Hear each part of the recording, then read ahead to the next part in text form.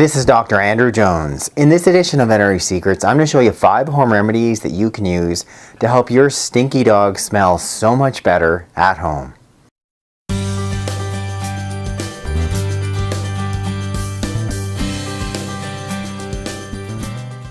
But you guys, just before we get going in today's video, just a little update. First, thanks for all of you who've sort of written in comments in support of Lewis. As you know, he had a pretty scary event a little over a week ago. He just came in from being outside, suddenly collapsed. It turned out he'd probably eaten something, had primary liver disease.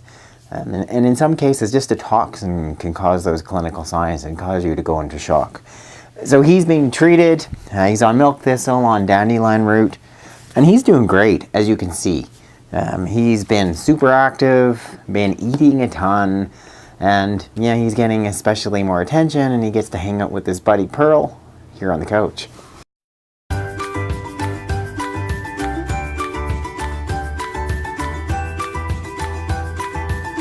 Hi you guys, welcome back to my channel. For those of you who are new, welcome. I'm Dr. Jones. For you returning subscribers, thanks for being a subscriber. Today's episode was primarily inspired by my dog Lewis's friend. Her name is Pearl. I'm going to show you her here. It's like zoom down in the camera. Here's the two of them. They're hanging out on my couch in the office. Yeah, as you can see, they have a pretty good life. Pearl herself has a bit of an issue where she's really smelly. And if you were here in this room right now, you would have this like, whoa, overwhelming dog smell. For those of you who are familiar with the smell of a dog who's got a yeast or bacterial skin infection, you know what I mean. So very, very common, that just overwhelming dog smell. Fortunately, there are a number of home remedies that you should be considering using that are really effective. And I'm about to use one today on Pearl to test it all out. So you guys, so what is that doggy smell that you may be smelling in the first place? You know, why is there such a bad odor? For the majority of dogs that have especially strong dog odor, they've got an underlying issue. Most commonly we're dealing with these dogs that typically have a primary allergy, and then they're going to have an underlying skin disorder, primarily an overgrowth of bacteria and or yeast, producing that smell. I mean, there's something there. For the most part, you'll take a dog like my own dog Lewis. He doesn't have any serious underlying skin disease. He has no odor. And, you know, he may get a bath once a month, once every 2 months. Pearl, as the opposite example, is not the case. And as I was just saying, if you were here, I mean, you'd smell Pearl and you'd be like, what is that smell? She's a wonderful dog. But we just need some things to help you smell better, especially when she's in a small space. So the first remedy I want you guys to consider is a shampoo. This one is selenium sulfide here. The brand name is typically called Selsun Blue, where people use for dandruff and or seborrhea. Primarily in those cases, the thought is people, or us, that have excessive amounts of dandruff, often will have an underlying fungal infection going on. So they've got an overgrowth of too much of a certain microorganism, then ultimately leading to this sort of all this dead flaky skin. For our dogs that have this typically big, strong smell, it's not uncommon that they've got a primary allergy, then secondary yeast infection. And we found the Selsun Blue in particular works really well, and I use it for a ton of the dogs in practice, really made a big difference. So something like Pearl here, you're gonna throw her in the bath, get her fairly wet first, 2 or 3 squirts, similar to how you're gonna lather yourself up, then really, really rub it in really well. But you wanna really focus on the areas, those skin folds, which can be a little bit harder to get into, but that's where the yeast and bacteria really like to grow. So you want to rub that in as thoroughly as possible, let it sit on there for 10 minutes, and then rinse it off. You want to do that no more than once a week, but that alone may be all that you need to have your dog smelling so much better. So the next thing I want to talk about is something that I've talked about in the past for a variety of different conditions. So here it is here, apple cider vinegar. It's got a number of different therapeutic uses. But in this instance, it's one that's good for dealing with yeast and bacteria. The thing with vinegar is you don't never want to be putting it on any type of open wound because it is acidic. It's sure going to sting. But generally, when we've got a dog, something like Pearl, who's just sort of strong and smelly, it's a great one to consider topically. There's a couple different ways you can look at doing it. One, you can look at making some type of apple cider vinegar rinse. The solution I'll mix is 50-50. So, for instance, a half a cup of apple cider vinegar, a half a cup of water, and then you want to just completely cover your dog in that. And especially getting it, as I said, under the groin, into the skin folds, under the armpits, all those areas that look a little bit dark especially. Let it sit in there for a good 10 minutes and then rinse it off. The other thing you can do with apple cider vinegar, I've had a number of different dog owners report that when they start to give it orally, so all you would need for something like Pearl or Lewis, she's about 80 pounds, 2 teaspoons twice a day. You can even just start out at 2 teaspoons once a day. You could try just adding it to her water. But generally you're looking at about a teaspoon for sort of 40 pounds of body weight given twice daily. That alone often is enough just to sort of normalize what's going on within their skin. So one is a rinse, second is giving it orally. Thirdly, you can look at combining it with another type of tea.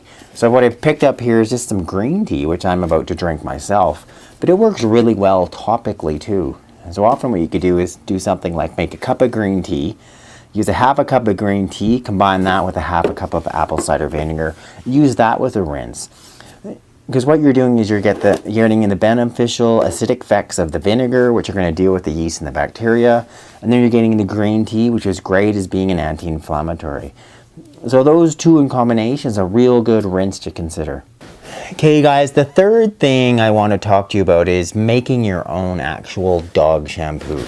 As opposed to purchasing, one of the conventional veterinary ones, which may be targeted for fungus or yeast or bacteria. There's obviously a number of different skin-related veterinary ones, or even a human one, which we talked about earlier, that Selsun Blue.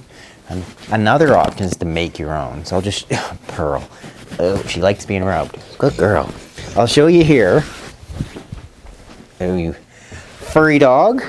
So one, you want to start out with the basis is, this is a soap, it's called Castile soap.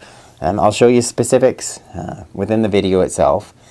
So I just went to my local co-op and picked it up. It's a concentrated soap.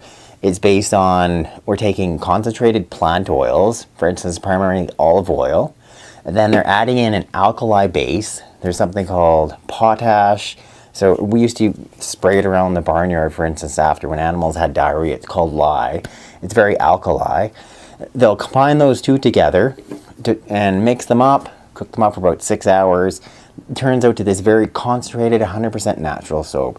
So it's a real good basis of a soap to use for a whole variety of things. I'm going to start using it, making my own cleaning products. But what you can do in combination with this is start out with a tablespoon of Castile soap.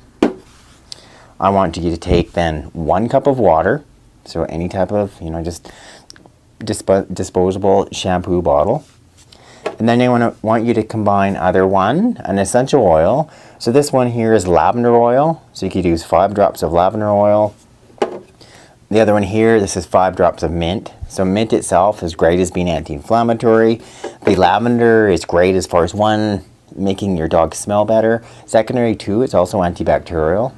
So, these 3 in combination are really great natural doggy shampoo. And I'll give you a specific recipe under the notes after this video.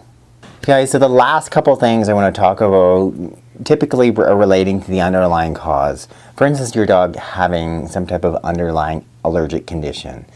So the first thing, the basis, is increasing the amount of essential fatty acids in your dog's diet. And these are the omega-3 fatty acids. These are the ones that are specifically anti-inflammatory. So I'm going to grab here some flax oil, which I just picked up. Super inexpensive, easy to give. Pearl here, for instance, if I'm to open it up, I know she's going to want to lick it. Pearl. Typically she eats most things, but she would, if I were to pour this on her food, she'd eat it. And when we're looking at the essential oil dose, we're looking at 1,000 milligrams per 10 pounds of body weight. And if we've got a severely itching dog like Pearl with a serious strong underlying dog odor, you could look at starting that on twice daily. The maintenance dose is once daily. So she would need, for something like Pearl, I would be giving her, it's 1 tablespoon for 40 pounds, so I'd be giving her 2 tablespoons. And when she's smelling like the way she is now, I'd be giving her 2 tablespoons of flax oil twice daily. I do that for the next sort of 10 days to 2 weeks, till at least I start to see her smell better. And then I'd keep her on a maintenance dose of at least 2 tablespoons once daily. Okay guys, so the last thing I want to talk to you about is a herb that you could use for these severe allergic flare-ups. So for instance, if you've got a dog all of a sudden has this really strong doggy odor, they're also doing a whole lot of itching, it means they've got some serious inflammation going on. And it's really nice if you can give them something, especially just to decrease the level of inflammation. By doing so, you're going to help make it so there's less bacteria, less yeast growing on your dog's skin. There's going to be less doggy odor. The one option I picked up here is licorice. So this is an anti-inflammatory herb. Sort of in some of the herbalists consider it sort of the natural prednisone. That's a thing that many of you would have had your dog on. They've got an underlying allergy. When you're looking at licorice, first of all, you're only using it short term, not long term. If they've got any type of underlying organ dysfunction, you don't want to be using it. When I'm looking at a dose, I'm looking about a 0.5 ml per 20 pounds of body weight twice daily. So something like Pearl should be getting 2 mils, and I'll just show you the dropper thing here. Takes you right up to there. That's 1 mil right there. She should be getting 2 of those twice daily. She had a flare-up. I'd be treating her for 3 to 5 days. Just enough to decrease all that level of inflammation. Then, while I've got her on some of the other supplements, primarily higher doses of the essential fatty acids, and then using one of those shampoos that I talked about to help deal with the underlying likely yeast that is causing the bad doggy odor. Thank you guys for watching this edition of Veterinary Secrets on how to make your dog smell better. They've got really bad doggy odor, such as Pearl. What I want you to do now is first click that link in the box above. That can subscribe you to my channel. Then you can go ahead, click that link in the box below. I can send you my free books and videos, and I'd heal your dogs at home with my top natural remedies.